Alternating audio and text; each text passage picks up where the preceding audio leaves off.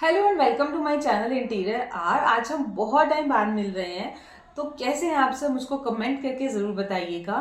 और मेरे पास काफ़ी टाइम से रिक्वेस्ट आ रही थी कि आप न्यू वीडियोस लेके आइए, न्यू कंटेंट लेके आइए, but I was so much occupied with my work कि मैं चाह के भी वीडियो शूट कर ही नहीं पा रही थी। बट आज मैं आई हूँ और आपके लिए एक बहुत ही इन्फॉर्मेटिव वीडियो लेकर आई हूँ।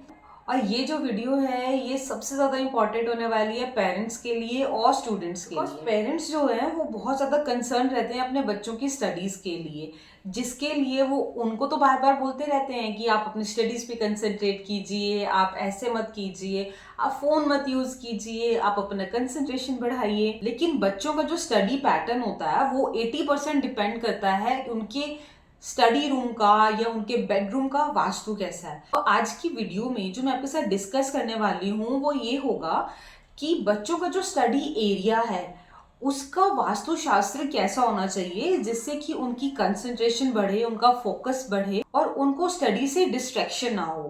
तो वास्तुशास्त्र होता है वो बहुत ही वाइटल रोल प्ले करता है किसी भी बच्चे की एजुकेशन में और उसकी ओवरऑल ग्रोथ के अंदर। वास्तु एक इंस्ट्रूमेंट का काम करता है उन बच्चों के फ्यूचर को शेप करने में। तो उनके स्टडी एरिया में जो फ्लो ऑफ एनर्जी है और वास्तु है वो पॉजिटिव होना चाहिए, जिससे कि उनका पढ़ाई में मन लगे, उनकी कंसंट्रेशन बढ़े, उनका फोकस बढ़े और डिस्ट्रैक्शन ना के बराबर हो। तो आज की वीडियो में हम कुछ पॉइंट्स डिस्कस करने वाले हैं जो कि होंगे कि आइडियल प्लेस ऑफ स्टडी क्या होता है, बेस्ट डायरेक्शन ऑफ स्टडी क्या होता है और कौन से कलर्स होने चाहिए स्टडी एरिया के आसपास, लाइटिंग कैसी होनी चाहिए, जो विंडोज हैं वो कहाँ होनी चाहिए, आपकी स्टडी टेबल की शेप कैसी होनी चाहिए, इलेक्ट्रॉनिक डिवाइसेस की प्लेसमेंट कैसी होनी चाहिए और इन सब के क्या आपको बेनिफिट मिलेंगे अगर आप ये सब चीजें फॉलो करते हो। तो आपको क्या बेनिफिट्स मिलेंगे इन सब से। अगर आपके बच्चे की या आपकी कुछ अचीवमेंट्स हैं जैसे कि trophy, certificate etcetera etcetera etcetera, वो आपको किस डायरेक्शन में लगाने चाहिए। तो स्टडी टेबल की फ्रंट वॉल है उसके ऊपर क्या होना चाहिए और बुक्स कहाँ रखनी चाहिए, बुक शेल्फ कहाँ होनी चाहिए।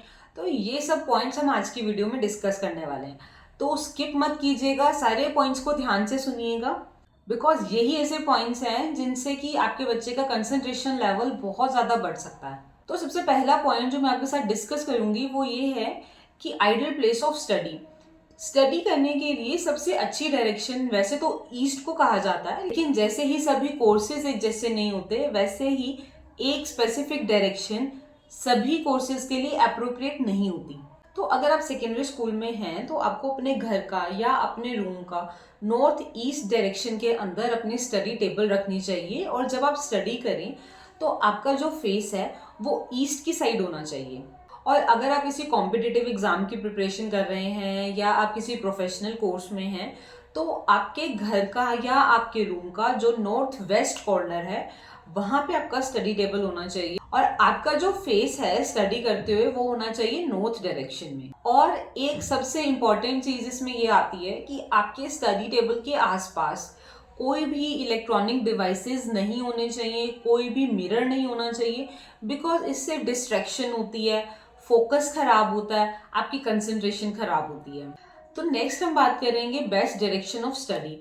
अगर आप पॉलिटिकल साइंस स्टडी कर रहे हैं तो आपको ईस्ट डायरेक्शन की साइड फेस करना चाहिए, और अगर आप फिजिकल एजुकेशन में हैं, योगा में हैं या स्पोर्ट्स की किसी भी तरह की एक्टिविटी में हैं तो आपको स्टडी करने के लिए south of south east side पे फेस करना चाहिए। Because south of south east direction को फेस करके अगर आप स्टडी करते हैं तो आपका एनर्जी लेवल मेंटेन रहता है। अब वहीं अगर आप लॉ के स्टूडेंट है तो आपको साउथ ईस्ट डायरेक्शन की साइड फेस करके स्टडी करना चाहिए। और अगर आपको सक्सेस और प्रॉस्पेरिटी चाहिए तो आपको नॉर्थ डायरेक्शन में फेस करके स्टडी करना चाहिए, बिकॉज ये डायरेक्शन कुबेर की होती है। और बात कर लेते हैं कलर्स। कलर्स आप अपने स्टडी एरिया के लिए चूज कर रहे हैं वो बहुत ही ज्यादा सटल होने चाहिए, ऐसे बहुत ज्यादा ब्राइट कलर्स नहीं होने चाहिए। तो सटल कलर्स में आप चूज कर सकते हैं light blue colour, light green colour, इससे फ्रेशनेस आती है, पॉजिटिविटी आती है कलर से। और अगर आप ये वाले कलर्स की साइड नहीं जाना चाहते तो आप कोई भी पेस्टल कलर ले सकते हैं या फिर ऑफ वाइट कलर भी आप चूज कर सकते हैं।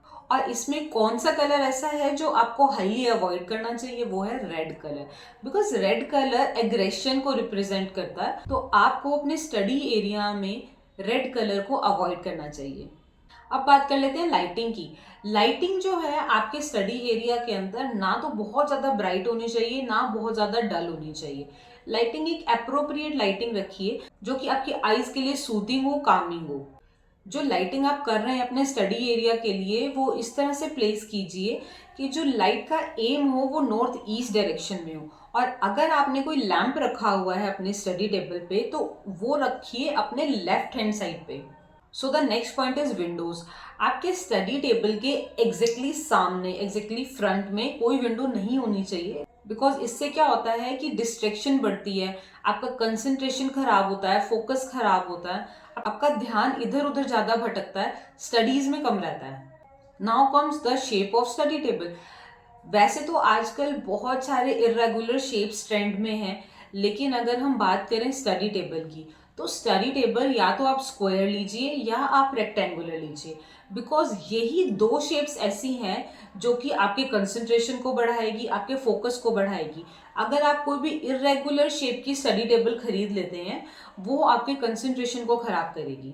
And now comes the point of electronic devices. वैसे तो आपको इलेक्ट्रॉनिक डिवाइसेस अपने स्टडी एरिया के अंदर रखने ही नहीं चाहिए, लेकिन फिर भी अगर आपको ज़रूरत है तो मिनिमल, कम से कम इलेक्ट्रॉनिक डिवाइसेस आप अपने स्टडी एरिया में रखिए, बिकॉज इलेक्ट्रॉनिक डिवाइसेस आपके स्टडी एरिया में रहेंगे तो कंसंट्रेशन खराब होगा, नेगेटिव एनर्जीज का फ्लो ज़्यादा होगा और डिस्ट्रैक्शन ज़्यादा बढ़ेगी। And now comes to the next point, achievement. अगर आप अपनी कोई अचीवमेंट अपने स्टडी एरिया में डिस्प्ले करना चाहते हैं तो बहुत ही अच्छी बात है, ज़रूर करिए, लेकिन उसको करने के लिए बेस्ट डायरेक्शन है या तो नॉर्थ या ईस्ट। तो नॉर्थ में या फिर ईस्ट में आप अपनी कोई भी अचीवमेंट्स को डिस्प्ले कर सकते हैं, जैसे कि अपने रिवॉर्ड्स हैं, आपके रिकग्निशंस हैं, आपकी ट्रॉफीज हैं, मेडल्स हैं, सर्टिफिकेट्स हैं, और यहाँ तक कि कोई भी अगर आपको मोटिवेशनल थॉट्स लगाने हैं वो भी आप या तो नॉर्थ में लगाइए या ईस्ट में लगाइए। अब बात कर लेते हैं डोर्स के बारे में। जो डोर है ना, जो कि स्टडी एरिया का डोर है, वो एग्जैक्टली आपकी स्टडी चेयर के बैक साइड पे नहीं होना चाहिए, कभी नहीं होना चाहिए। स्टडी एरिया की बैक साइड पे आपको कोई वॉल हो सकती है या कोई एम्प्टी स्पेस हो सकता है, बट डोर नहीं होना चाहिए। And now the next point is front wall of table. जो आपकी टेबल है उसके सामने जो वॉल है, सबसे पहली चीज तो ये कि जो आपकी टेबल आपने जहाँ पे प्लेस की है और आपकी जो फ्रंट वॉल है उसके आगे की जो वॉल है, उन दोनों के बीच में कुछ स्पेस होना चाहिए ताकि पॉजिटिव फ्लो ऑफ एनर्जी वहां से हो सके। एंड सेकेंड, आप उस फ्रंट वॉल के ऊपर कोई भी मोटिवेशनल पोस्टर लगा सकते हैं जिससे कि आपको कॉन्टिन्यूसली मोटिवेशन मिल सके, पॉजिटिव एनर्जी मिल सके, आपका ध्यान आपकी स्टडीज की तरफ और ज्यादा बढ़ सके। And now comes the next point, books. Books की जो प्लेसमेंट है आपकी, जब तक आप स्टडी कर रहे हैं सिर्फ तब तक ही आपके स्टडी टेबल पे होनी चाहिए। अदरवाइज आपको अपने स्टडी टेबल के ऊपर बुक्स फैला के नहीं रखनी है, ऑर्गेनाइज करके भी नहीं रखनी है। आपके पास एक क्लोज्ड कैबिनेट होना चाहिए जिसके अंदर आप अपनी बुक्स रखें। बुक्स कभी भी आप अपनी ओपन में ना रखिए। और अगर आप ओपन में ही रखना चाहते हैं तो आप कोई बुक शेल्फ बना सकते हैं, और वो जो बुक शेल्फ है या तो वो साउथ डायरेक्शन में हो आपके स्टडी एरिया की या फिर वेस्ट डायरेक्शन में हो स्टडी एरिया की। और अब बताती हूँ कि ये सभी पॉइंट्स को फॉलो करके आपको क्या बेनिफिट्स मिलेंगे। इससे आपका कंसंट्रेशन बढ़ेगा, आपका फोकस बढ़ेगा, आपकी डिस्ट्रैक्शन कम होगी, आप एक बेटर फैमिली मेंबर बनेंगे, आप बेटर फ्रेंड बनेंगे, बेटर स्टूडेंट बनेंगे। जो भी आपके आसपास नेगेटिव एनर्जीज हैं वो फिल्टर आउट हो जाएंगी, आपको एग्जाम्स में हाई स्कोर्स आने लगेंगे, और साथ साथ आपकी लर्निंग एबिलिटी भी बढ़ेगी। सो ये छोटे छोटे टिप्स को फॉलो करेंगे अगर आप, तो आपको ये सभी बेनिफिट्स हो सकते हैं। और एक बात और जो मैं आपको यहाँ पे बताना चाहती हूँ वो ये कि अगर आपको वास्तु की पर्सनलाइज कंसल्टेशन चाहिए तो आप मेरी मेल आईडी के ऊपर मुझे मेल कर सकते हैं। तो उससे मैं आपको ऑनलाइन कंसल्टेशन प्रोवाइड करूंगी। आपकी कोई रेमेडीज होंगी, आपको रेमेडीज बताऊंगी, आपके फॉल्ट्स होंगे, आपके घर में कोई वास्तु दोष होगा, उसके बारे में हम डिस्कशन कर सकते हैं। मेरी मेल आईडी आपको स्क्रीन पे डिस्प्ले हो रही है, आप इस मेल आईडी के ऊपर मुझको मेल कर सकते हैं और पर्सनलाइज कंसल्टेशन ले सकते हैं। और अब कुछ पेरेंट्स का और स्टूडेंट्स का ये डाउट आएगा कि ये चीज़ें तो हम अपने घर में कर सकते हैं, लेकिन कुछ बच्चे ऐसे भी हैं जो पीजी में रह रहे हैं, हॉस्टल में रह रहे हैं या बाहर कहीं भी रह रहे हैं अपनी स्टडीज़ के लिए, तो उनके लिए क्या वास्तु टिप्स हो सकते हैं वो भी मैं आपके साथ बहुत जल्दी अपने वीडियो में शेयर करूंगी।